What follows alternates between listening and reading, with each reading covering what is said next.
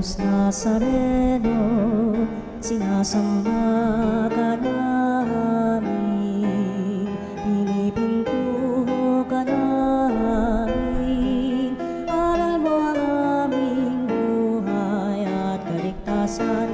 Nuestro Padre Jesus Nazareno, iligtas mo kami sa kamatayan, ang krus mong pinamatayan ay sagisag ng aming kaligtasan.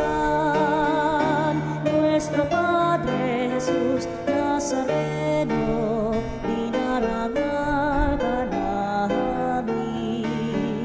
Nuestro Padre Jesus Nazareno, inulwalhati ka namin.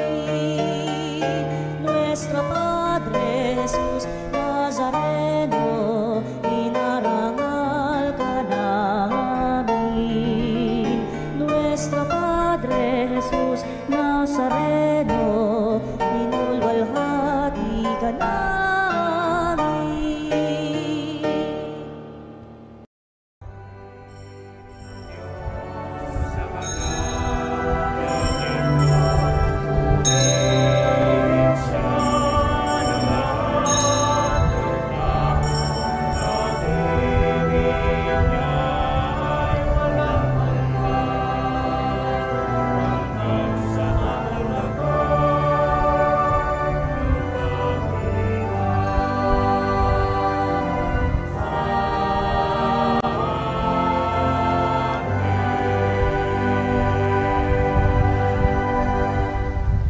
Sa ngalan ng Ama at ng Anak at ng Espiritu Santo, Amen. Sumainyo ang Panginoon. At sumainyo rin. Mga minamahal kong kapatid, ngayong araw ay pinagdiriwang natin ang dedication ng St. John Lateran Basilica.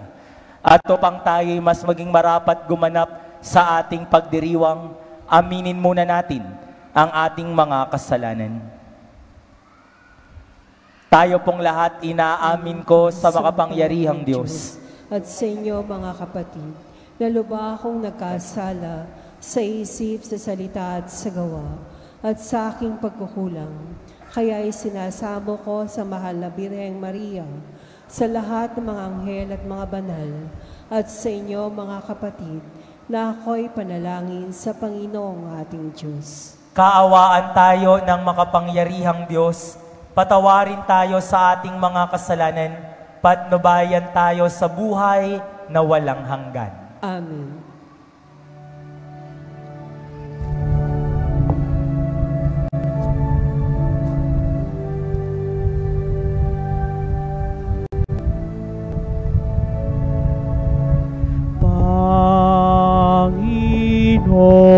Panginoon, kaawaan mo kami.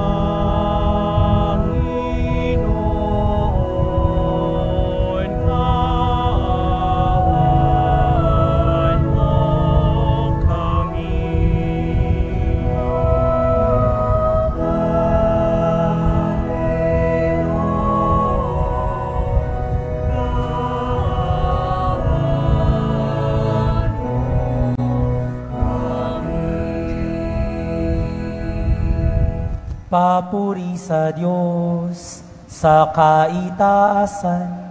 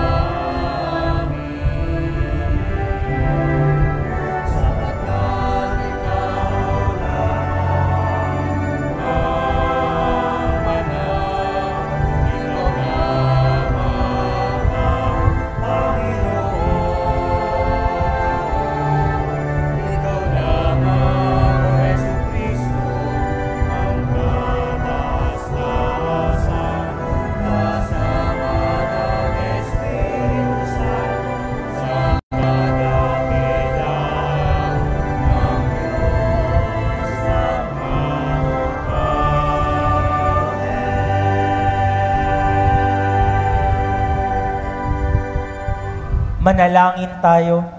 Ama naming makapangyarihan, mula sa mga buhay at piniling bato, ikaw ay nagtayo ng dakila at walang maliw na tahanan mo. Pag-ibayuhin mo ang paglukob ng Espiritu ng iyong kagandahang loob sa iyong sambayanan upang kami lalong sumulong bilang iyong lungsod ng kapayapaan sa kalangitan sa pamamagitan ni Hesukristo kasama ng Espiritu Santo magpasawalang hanggan. Amen. Tayo po ngayon ay nasa unang bahagi ng ating pagdiriwang, ang liturhiya ng salita ng Diyos.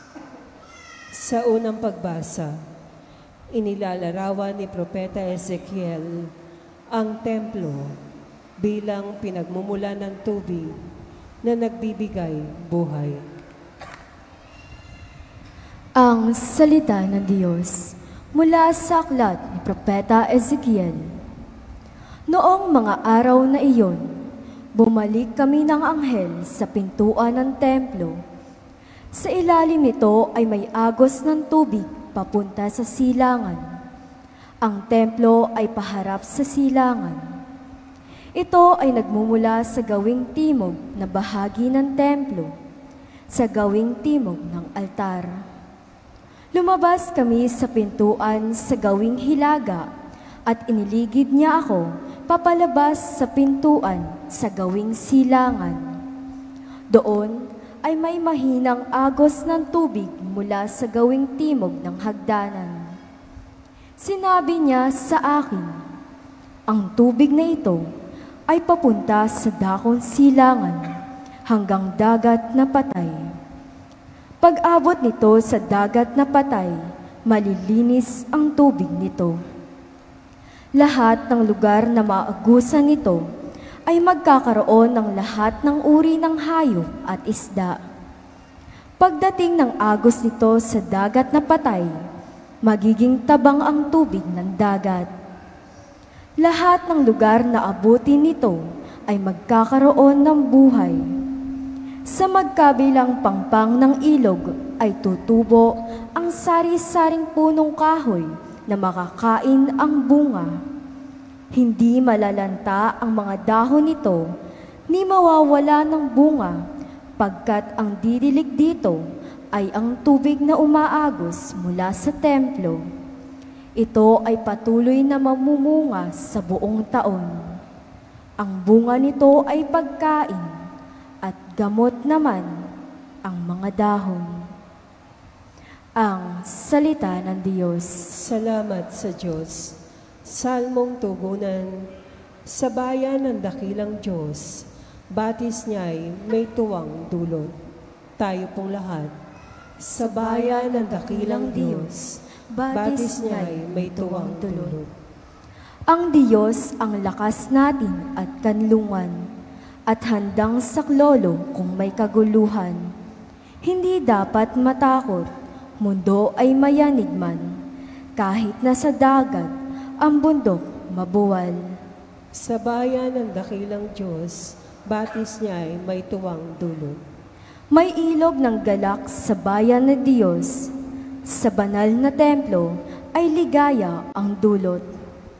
Ang tahanang lungsod ay hindi masisira, ito ang tahanan ng Diyos na dakila. Mula sa umaga ay kanyang alaga. Sa bayan ng dakilang Diyos, batis niya'y may tuwang dulot. Nasa atin ang Diyos na makapangyarihan, ang Diyos ni Jacob na ating kanlungan. Ano man ang kanyang ginawa sa lupa, sapat ng pagmasdan, at ikaw ay hahanga. Sa bayan ng dakilang Diyos, batis niya'y may tuwang dulot.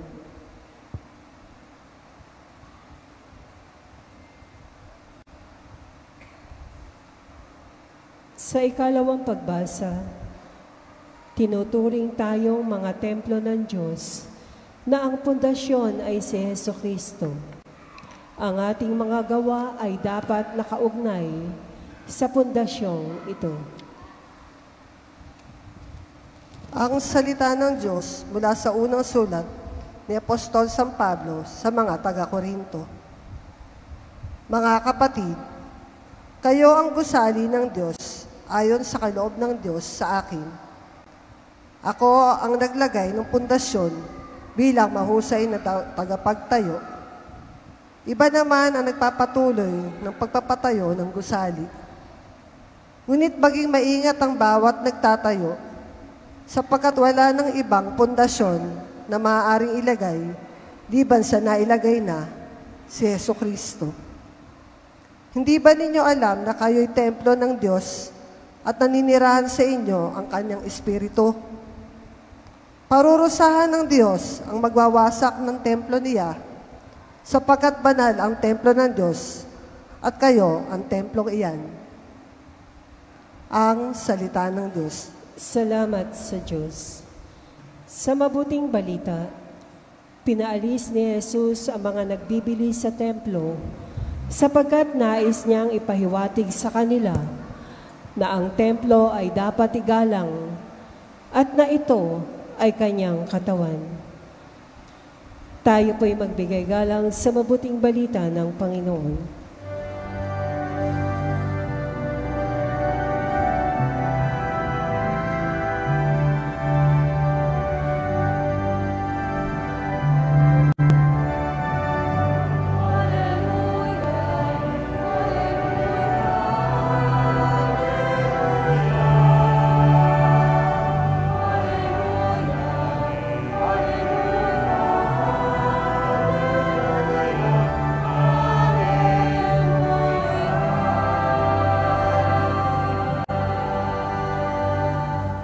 Sumainyo ang Panginoon At sumainyo rin. ang mabuting balita ng Panginoon ayon kay San Juan. Papuri sa iyo, Panginoon. Malapit na ang Pasko ng mga Hudyo, kaya't pumunta si Jesus sa Jerusalem. Nakita niya sa templo ang mga nagbibili ng mga baka, mga tupa at mga kalapati at ang namamalit ng salapi. Gumawa siya ng isang panghagupit na lubid at ipinagtabuyang palabas ang mga nangangalakal, pati mga baka at tupa. Isinabog niya ang salapi ng mga namamalit at pinagtatataob ang kanilang mga hapag. Sinabi niya sa mga nagbibili ng kalapati, "Alisin niyo rito ang mga yan. Huwag niyong gawing palengke ang bahay ng aking ama." Naalaala ng kanyang mga alagad ang sinabi sa kasulatan, "Ang aking malasakit sa iyong bahay ay parang apoy na nag-aalab sa puso ko." Dahil dito'y tinanong siya ng mga Hudyo, "Anong tanda ang maibibigay mo upang patunayang may karapatan kang gawin ito?" Tumugon si Jesus, "Gibain ninyo ang templong ito at muli kong itatayo sa loob ng 3 araw. Sinabi ng mga Hudyo, 66 na taon na ginawa ang templong ito at itatayo mo sa loob lamang ng 3 araw. Ngunit ang templong tinutukoy ni Jesus ay ang kanyang katawan. Kaya't nang siya'y muling mabuhay, naalaala ng kanyang mga alagad na sinabi niya ito at naniwala sila sa kasulatan at sa mga sinabi ni Jesus. Mga minamahal ko, ang mabuting balita ng ating Panginoon. Pinupuri ka namin, Panginoong Jesucristo. Mahalaga ang araw na ito para sa simbahan. Pinagdiriwang natin dedication of St. John Lateran Basilica sa Roma. Malayo man tayo sa Roma, tayo man ay nasa Malolos, pinagdiriwang natin ang dedication ng simbahang ito. Sobrang mahalaga ng simbahang yan na hindi tayo nakaberde ngayon at ang pinagdiriwang ay Sunday in Ordinary Time. Mahalaga ang simbahan sa 2 bagay. Una, ang St. John Lateran Basilica ang official church ng Bishop of Rome. Lahat ng obispo ay may opisyal na simbahan. We call that a cathedral. For example, ang Arsobispo ng Maynila, ang kaniyang official church, Manila Cathedral. Ang Obispo ng Malolos, ang kaniyang official church, nasa atin lang sa malapit, Malolos Cathedral. Nandoon ang kathedra, yung upuan ng obispo. Ang Bishop of Rome, ang kaniyang official church ay St. John Lateran Basilica. Oh, by the way, sino ba ang Bishop of Rome? Ang Santo Papa. Si Pope Leo XIV, ang Bishop of Rome. At ang kanyang official church ay hindi St. Peter's Basilica na mas pamoso at masikat, sabagat mas malaki yon at doon naggagather ang mga deboto at ang mga turista. Hindi St. Peter's Basilica, ang kanyang official church ay St. John Lateran Basilica. Bukod sa ito ang official church ng Obispo ng Roma, ang St. John Lateran Basilica rin ang oldest church in the West. Sa panahon ni Constantine, nagbigay at nagdonate, ang pangalan ng nagdonate, Laterani family. Noon pa mang araw, nakasunod ang dinodonate sa apelido ng nagdonate. Ang nagdonate, Laterani family, at dinonate nila ang kanilang palasyo. Si Pope Sylvester I, yung dinonate na palasyo ay kanyang kinonvert sa pagiging simbahan. Kaya ho, ang John Lateran Basilica ang oldest church in the West. So, two reasons why this church is important. It is the oldest church in the West. It is the official church for the Bishop of Rome. At dahil mahalagang mahalaga ang simbahang ito, binigyan ito ng simbahan ng title, at ang title ay St. John Lateran Basilica, Mother and Head of all churches in Rome and in the world. Mother and Head of all churches in Rome and in the world. Kaya kahit tayo ay nasa Barasoin, milya-milyang layo ang distansya sa simbahan sa Laterano, pinagdiriwang natin ang kapistahan sapagkat ang Lateran Basilica, Mother and Head of all churches in Rome and in the world. At yung title na yon, ang gusto kong pagtuunan natin ng reflection. Mother and Head of all churches. We call the church a mother. Mother Church. Inang simbahan. One beautiful aspect of a mother is life-giving. We always associate life-giving with motherhood. Ang nanay ang nanganganak. Ang nanay ang nagbibigay buhay. And so when we say, the church is our mother, the church is a mother because the church is life-giving. Have you listened to our first reading? Beautiful. From the book of the prophet Ezekiel. Sa templo ay may umaagos na tubig. Lahat ng tubig na nanggagaling sa templo, anuman ang kanyang madaanan, nagkakaroon ng buhay. Yung tubig na nanggagaling sa templo, lahat ng kanyang madapuan, lahat ng kanyang madaanan, lahat ng kanyang puntahan, nagkakaroon ng buhay. The water that flows from the temple, life-giving. But don't you think na ang nagbibigay buhay ay yung templo bilang istruktura? Hindi yung templo bilang istruktura ang nagbibigay ng buhay. Sabagat ang templo ay hindi lamang pader. Ang templo ay hindi lamang pundasyon. Ang templo ay hindi lamang hollow blocks. Ang templo ay hindi lamang building. Ang templo ay tao. And that is what we have heard in our gospel today. Galit na galit si Jesus sabagat sa templo ay may nagtitinda ng mga baka, kalapati, nagpapalit ng salapi. Sa galit niya, pinagtatataob niya lahat. And then sinabi niya, ano ang karapatan mo, Jesus, para gawin ito sa templo? To which Jesus answered, I will destroy this temple and I will rebuild it after 3 days. Sabi ng mga tao, baliw ka ba? 46 years namin pinatayo yan. Tapos ipapatayo mo lang ng 3 days? But Jesus is not referring to the building. Jesus is referring to what? To Himself. And so the temple is not a structure alone. The temple is a somebody. The temple has a face. The temple has a name. The temple is Jesus. And so when we say, the water that flows from the temple gives life, it is actually the blessings, the graces that flows from Jesus that gives life.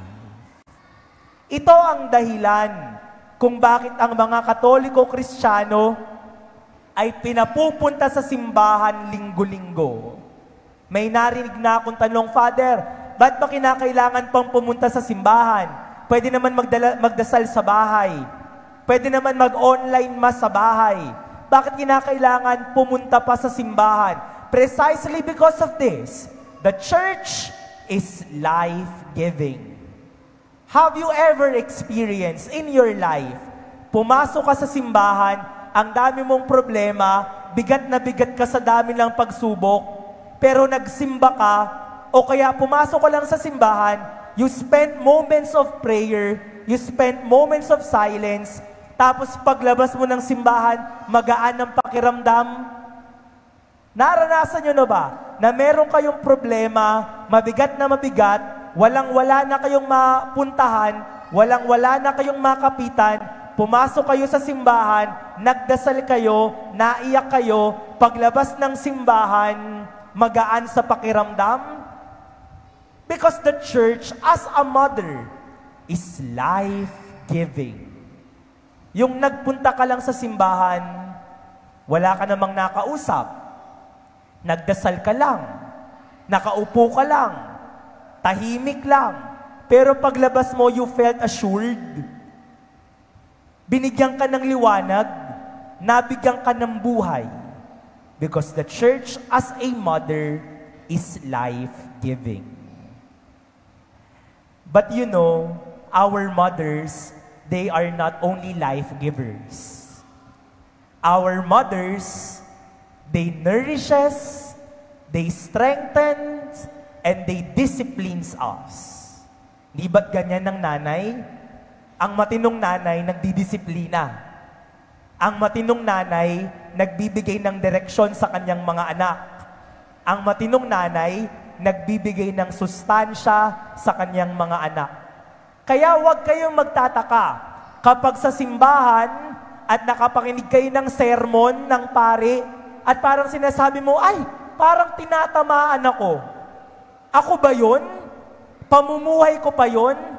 Because the church as a mother also disciplines. Pag parang pinagagalitan kayo sa mga sermon, sabi si Father, parang pinapatamaan ako. Alam ba ni Father yung buhay ko? Bakit parang ako yun? Because the church as a mother also disciplines.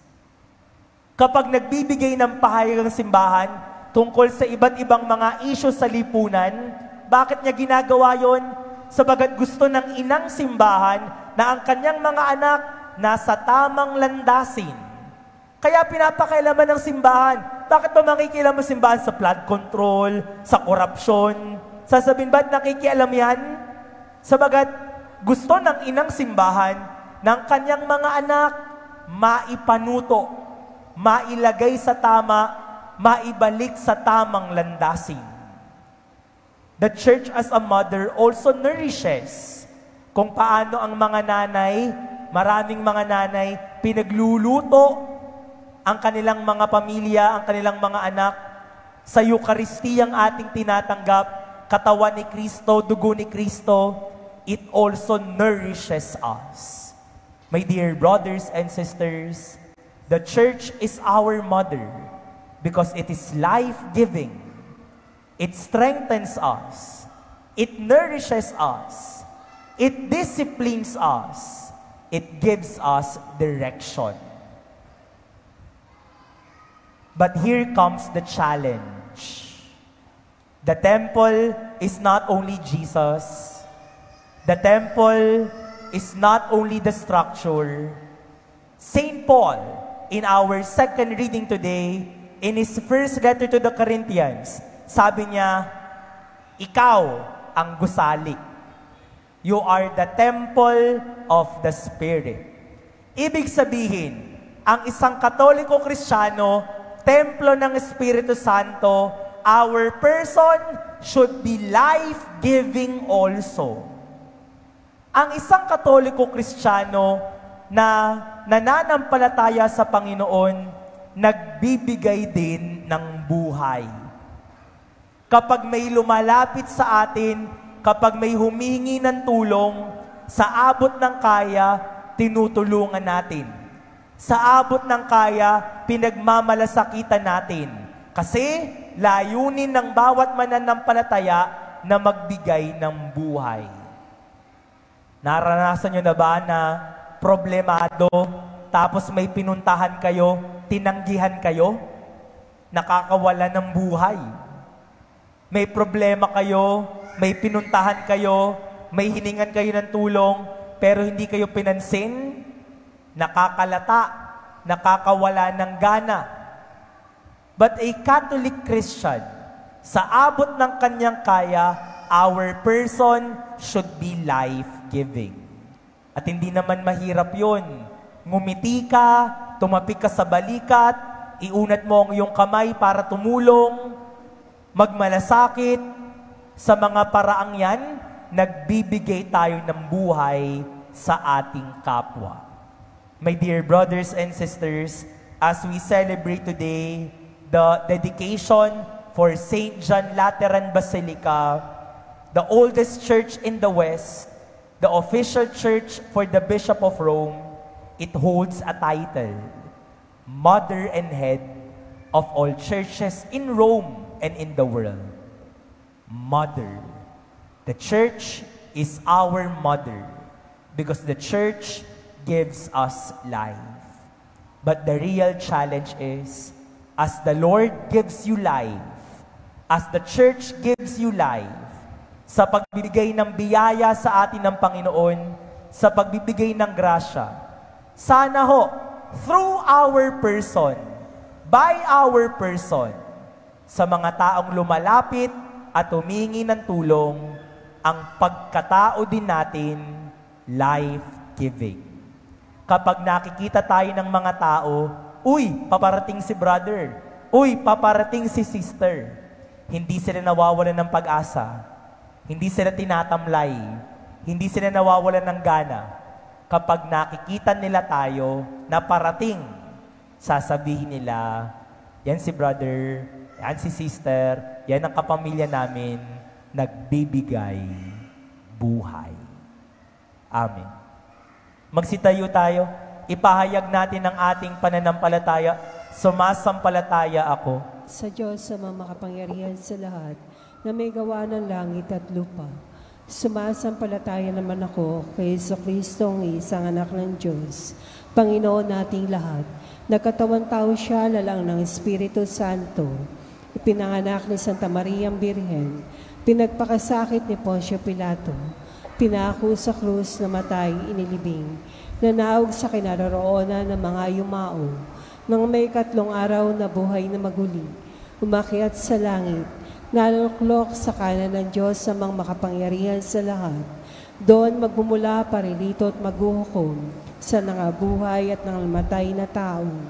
Sumasampalataya naman ako sa Diyos Espiritu Santo, sa banal na simbahang Katolika, sa kasamahan ng mga banal, sa kapatawaran ng mga kasalanan, sa pagkabuhay na maguli ng namatay na tao, at sa buhay na walang hanggan. Amen. Sa bawat panalangin ating itutugon, iligtas mo kami, Panginoon, sapagkat kami nalulunod. Iligtas mo kami, Panginoon, sapagkat kami nalulunod.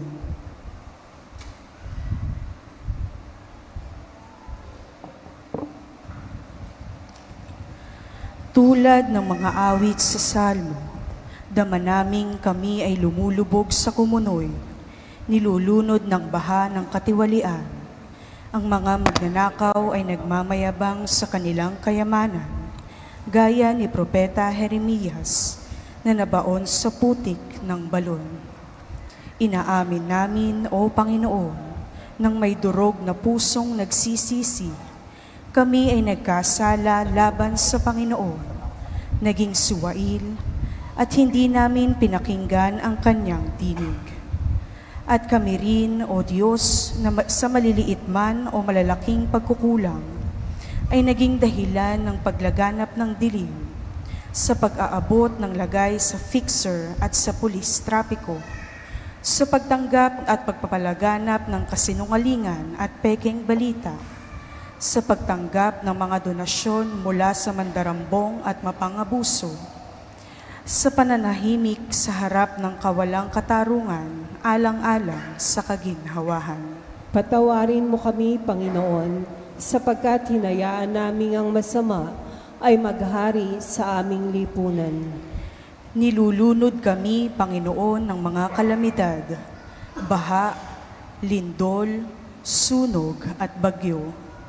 Ngunit higit pa rito ang mga sugat na gawa ng aming sariling kamay, ang kahindik-hindik na mga insertions sa budget na nagkait ng pondo para sa kalusugan, edukasyon at kapakanan ng mga mahihirap, ang mga proyektong depektibo na humahadlang sa tunay na pag-unlad, ang mga pamilyang politiko na nagpapanatili sa bayan sa kahirapan, isang bansang sagana sa buwis, ngunit nananatiling dukha, umaasa na lamang sa ayuda.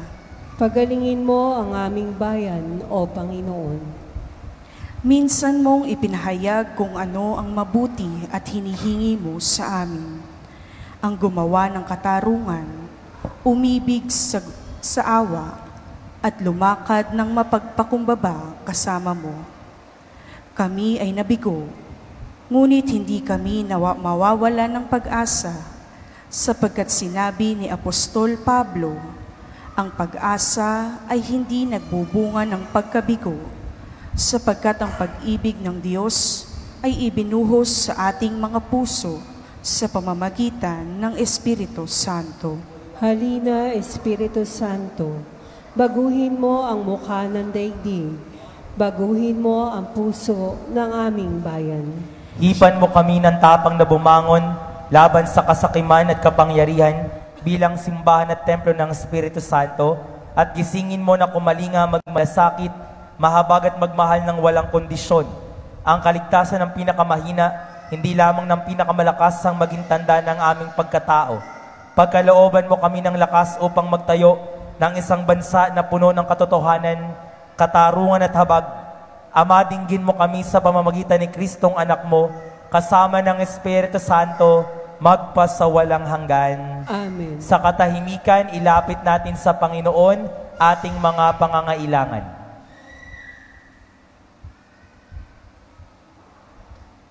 Ipag-adya nawa tayo, ingatan, lalo na sa bagyo na nasa Pilipinas na huata, no? At nagbabadyang manalasa dito sa atin.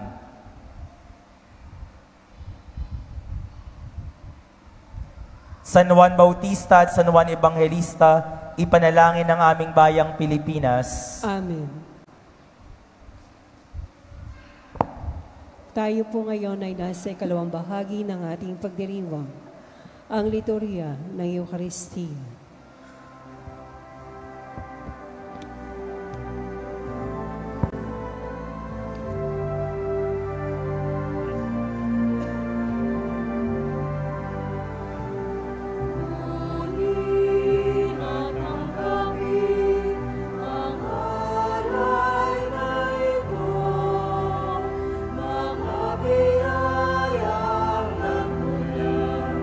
Sa pagpapala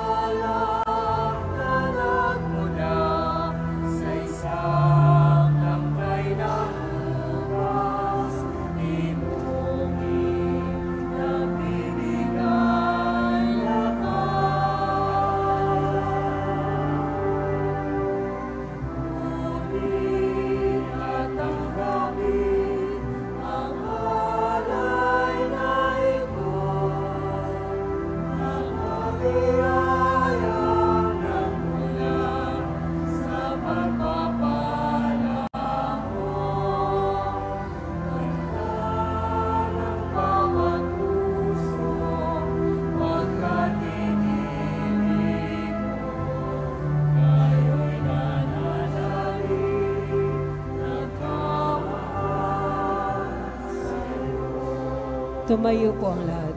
Manalangin kayo mga kapatid upang ang paghahain natin ay kalugdan ng Diyos amang makapangyarihan. Tanggapin nawa ng Panginoon itong paghahain sa iyong mga kamay, sa kapurihan niya at karangalan, sa ating kapakinabangan at sa buong sambayanan niyang banal. Ama naming lumikha, tanggapin mo ang paghahain ito at ipagkaloob mo sa mga nananalangin sa iyo ang lakas na dulot ng pakikinabang sa mga iniaalay dito sa pamamagitan ni Kristo kasama ng Espiritu Santo magpasawalang hanggan. Amen. Sumainyo ang Panginoon. At sumainyo rin. Itaas sa Diyos ang inyong puso at diwa. Itinaasa namin sa Panginoon. Pasalamatan natin, Panginoong ating Diyos. Marapat na siya ay pasalamatan. Ama naming makapangyarihan, tunay ngang marapat na ikaw ay aming pasalamatan. Minarapat mong manahan sa bahay dalangin ang itinayo para sa iyo upang kami mahubog mo bilang tahanan ng iyong Espiritu na maipagkakamapuri mo sa pagtataglay ng iyong sariling kariktan. Itinalaga mo sa iyong kabanalan ng gusaling kababanaagan ng iyong tinipong sambayanang kaisa ng anak mo palagi nang makapagluwal ng mga kasapi na sa iyo'y sasapit ng maluwalhati. Kaya, kaisa ng mga anghel na nagsisiawit ng papuri sa iyo nang walang humpay sa kalangitan, kami nagbubunyi sa iyong kadakilaan tayo pong lahat. Santo, Santo, Santo. Panginoong Diyos sa mga hukbo, napupuno ang langit at lupa ng kadakilaan mo, o sana sa kaitasan. Pinagpala ang naparirito sa ngalan ng Panginoon, o sana sa kaitasan. Ama naming banal, ikaw ang bukal ng tanang kabanalan, kaya't sa pamamagitan ng iyong Espiritu, gawin mong banal ang mga kaloob na ito, upang para sa aming maging katawan at dugo ng aming Panginoong Hesukristo. Bago niya pinagtiis ang kusang loob na maging handog, hinawakan niya ang tinapay, pinasalamatan kanya, pinagati-hati niya yon, iniyabot sa kaniyang mga alagad at sinabi, tanggapin ninyong lahat ito at kanin. Ito ang aking katawan na ihahandog para sa inyo.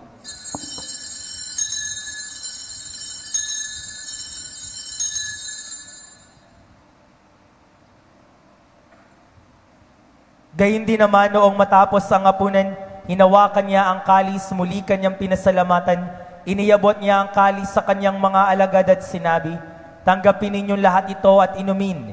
Ito ang kalis ng aking dugo, ng bago at walang hanggang tipan.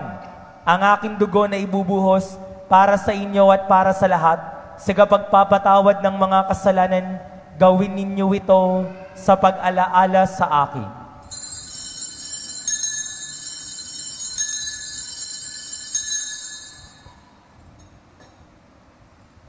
Ipagbunyi natin ang misteryo ng pananampalataya.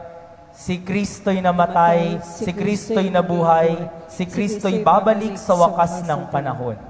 Ama, ginagawa namin ngayon ang pag-alaala sa pagkamatay at muling pagkabuhay ng iyong anak, kaya't iniaalay namin sa iyo ang tinapay na nagbibigay buhay at ang kalis na nagkakaloob ng kaligtasan. Kami nagpapasalamat dahil kami iyong minarapat na tumayo sa harap mo para maglingkod sa iyo. Isinasamo namin kaming magsasalo-salo sa katawan at dugo ni Kristo ay mabuklod sa pagkakaisa sa pamamagitan ng Espiritu Santo. Ama, lingapin mo ang iyong simbahang laganap sa buong daigdig. Puspusin mo kami sa pag-ibig, kaisa ni Leon na aming Papa, Dennis na aming Obispo, at ng Tanang Kaparian. Alalahanin mo rin ang mga kapatid naming nahimlay nang may pag-asang sila'y muling mabubuhay, gayon din ang lahat ng mga pumanaw. Kaawaan mo sila't patuloyin sa iyong kaliwanagan, kaawaan at pagindapating kaming lahat, makasalo sa iyong buhay na walang wakas, kaisa ng mahal na Birheng Maria, Ina ng Diyos, ni San Jose, kaniyang kabiyak ng puso, kaisa ng mga apostol, lahat ng mga banal, na namuhay sa daigdig, ng kalugod-lugod sa iyo, maipagdiwang nawa namin ang pagpupuri sa ikararangal mo sa pamamagitan ng iyong anak na aming Panginoong Hesukristo. Sa pamamagitan ni Kristo, kasama niya at sa Kanya, ang lahat ng parangal at papuri ay sa iyo, Diyos amang makapangyarihan, kasama ng Espiritu Santo, magpasawalang hanggan. Amen. Magsitayo po ang lahat. Sama-sama tayong tumawag sa Diyos na ating Ama.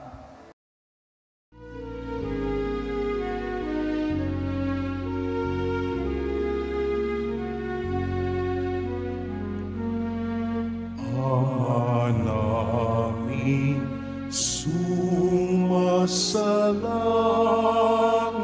ka, sambahin ang ngalan mo.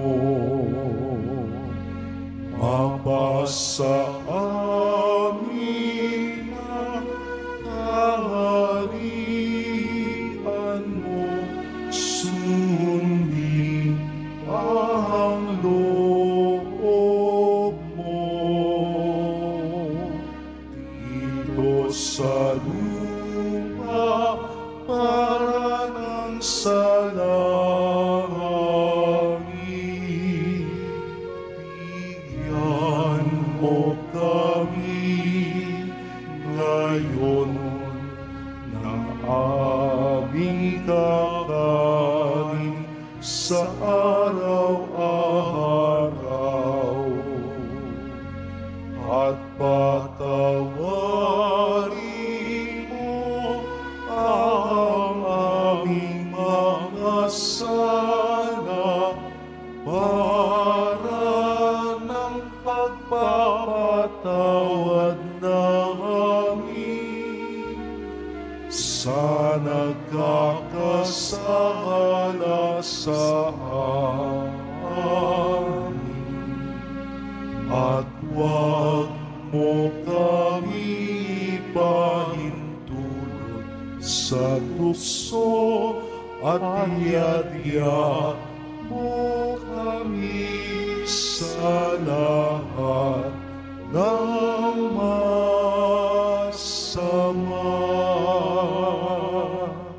Hiling namin kami adya sa lahat ng masama, pagkalooban ng kapayapaan araw-araw, iligtas sa kasalanan, ilayo sa kapahamakan, samantalang aming pinananabikan ang dakilang araw ng pagpapahayag ng tagapagligtas naming si Jesucristo. Sapagkat sa iyo ang kaharian at ang kapangyarihan at ang kapurihan magpakailanman. Amen. Panginoong Jesucristo, sinabi mo sa iyong mga apostol, kapayapaan ang iniiwan ko sa inyo, ang aking kapayapaan ang ibinibigay ko sa inyo. Tunghayan mo ang aming pananampalataya, wag ang aming mga pagkakasala. Pagkalooban mo kami ng kapayapaan at pagkakaisa ayon sa iyong kalooban, kasama ng Espiritu Santo, magpasawalang hanggan. Amen. Ang kapayapaan ng Panginoon laging sumainyo. At sumainyo. Magbigayan kayo ng kapayapaan sa isa't isa.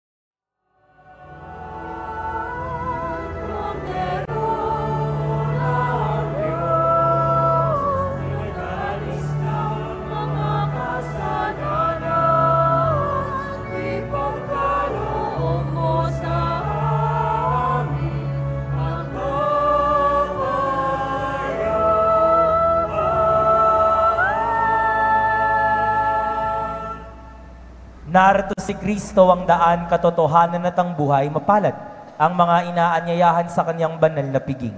Panginoon, hindi ako karapat-dapat na magpatuloy sa iyo, ngunit sa isang salita mo lamang ay gagaling na ako.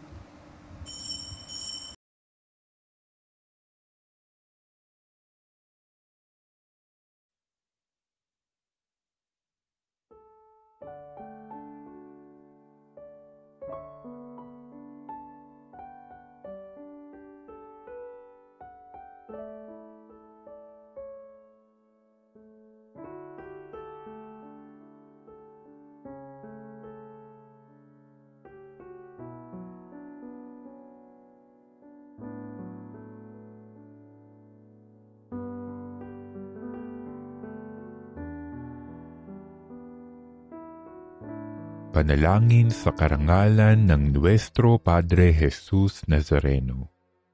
O Jesus Nazareno, katamis-tamisan naming manunubos, Sa harap mo ngayon, naririto kami't nangangayupapa at nagsisisi ng taos-puso sa aming pagiging walang turing sa iyo at paglimot sa di mabilang na mga biyaya mo. Lalong-lalo na yaong mahalagang biyaya ng pagtutubos. Dinaramdam namin at pinagsisisihang labis, Panginoon ko, ang pagkakasala namin sa iyo. Ikinalulungkot namin ang pagiging dahilan ng pagpapasan mo ng krus na iyan sa gitna ng mga hirap at kapaitan hanggang sa inihandog mo ang iyong buhay sa bundok ng Kalbaryo sa pagkaibig mo lamang na matubos kami at ang sangkatauhan mula sa sala. Pakabanalin mo, O Panginoon, ang aming pagnanais at ipagtanggap mo sa amin ang iyong biyaya. Maging tagapamagitan nawa ang iyong ina, ang kalinis-linisang Birheng Maria.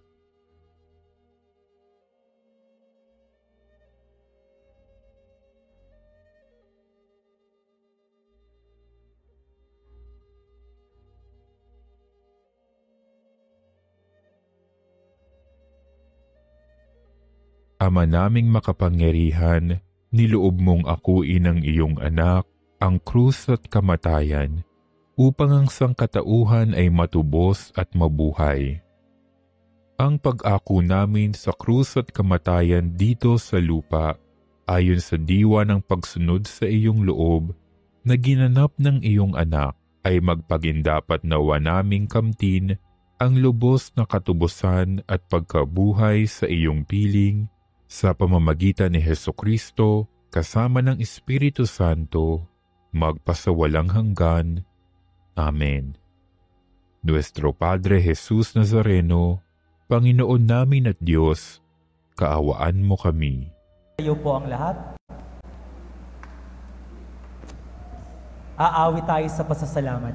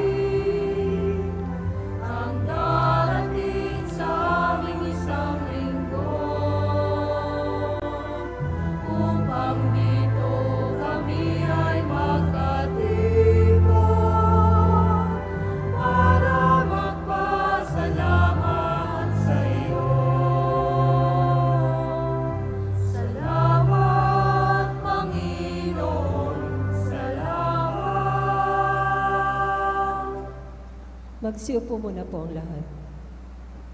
Pabatid, dakilang kapistahan ng Kristong Hari. Mula po sa 14 hanggang 22 ng Nobyembre, ay magkakaroon po tayo ng misa nobenaryo sa bisita ng liyang bilang paghahanda sa dakilang kapistahan ng Kristong Hari. Ang nobena po ay tuwing araw ng Lunes hanggang Sabado, gaganapin sa 5 ng hapon at susundan ng banal na misa sa 6 ng gabi. Sa araw ng Linggo, ang nobena ay 4 ng hapon at susundan ng banal na misa sa 5 ng hapon. Kaugnay nito ay pansamantalang kanselado ang banal na misa tuwing 6 ng gabi dito sa ating parokya mula 14 hanggang 22 ng Nobyembre, tuwing Lunes hanggang Biyernes, maliban sa araw ng Sabado at Linggo. Ang ating parokya ng Nuestra Señora del Carmen, Barasuin, ay maglulunsad ng Risk Disaster Seminar, Earthquake Drill Exercises para sa ating mga parishioners upang magbigay ng mga kaalaman at paghahanda ng mga tao sa biglaang pagdating ng lindol na pangungunahan ng Malolos City Risk Reduction Management Office.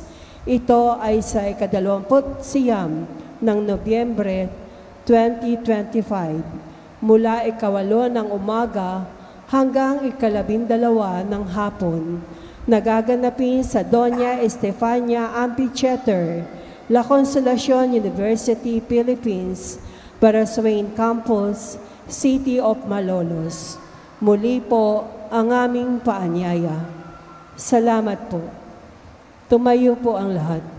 Manalangin tayo.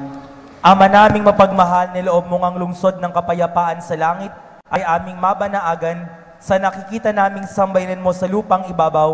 Pagkaloob mong sa aming pakikinabang, kami pananahan ng iyong kagandahang loob at ang tahanan ng iyong kadakilaan sa langit ay aming mapasok.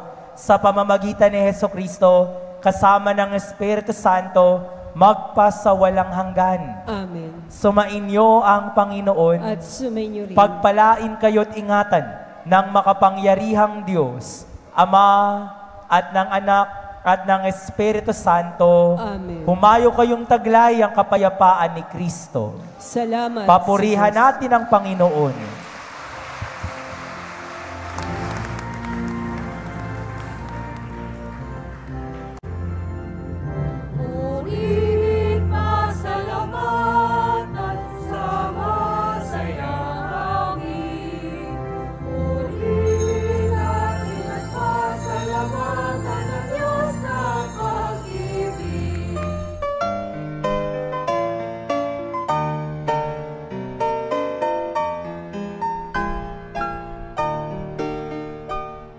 Nuestro Padre Jesus Nazareno, sinasamba ka namin, pinipintuho ka namin, aral mo ang aming buhay at kaligtasan.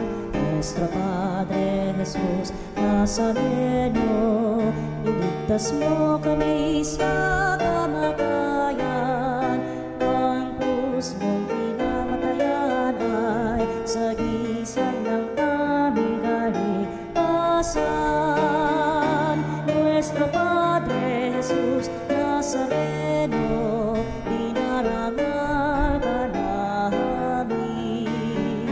Nuestro Padre Jesus Nazareno, inulwalhati ka namin.